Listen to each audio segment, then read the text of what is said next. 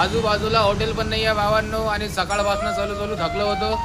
40 kilometre चाललो सकाळपासून. आखरी अंधार झाला पण आपल्याला झोपायला जागा चांगली भेटली आहे. हे बघा हा हायवे रोड जातोय. हा आपला कॅम्प लागला इथं. आणि हा इथं मंदिर आहे.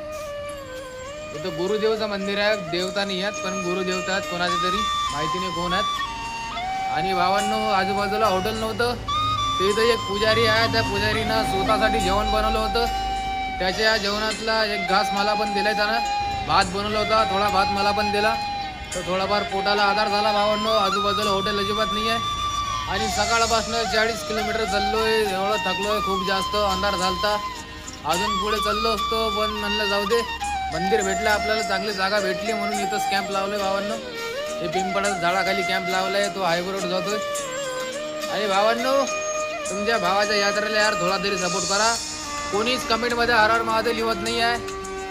हर हर महादेव लिहायला किती टाइम लागणार भावांनो? लिहून टाका यार. 4 धाम 12 ज्योतिर्लिंग यात्रा करतोय. 6 महिने झाले मला घरून निघून. 4 ज्योतिर्लिंग 2 धाम कंप्लीट करून मी चाललो तामिळनाडूमध्ये रामेश्वरचे दर्शन करायला. तर तुमच्या भावाला सपोर्ट करा. फक्त कमेंटमध्ये हर हर महादेव लिहा आणि व्हिडिओला शेअर करा. तुमच्या भावाला फॉलो पण करा. हर हर महादेव. जय श्री महाकाल.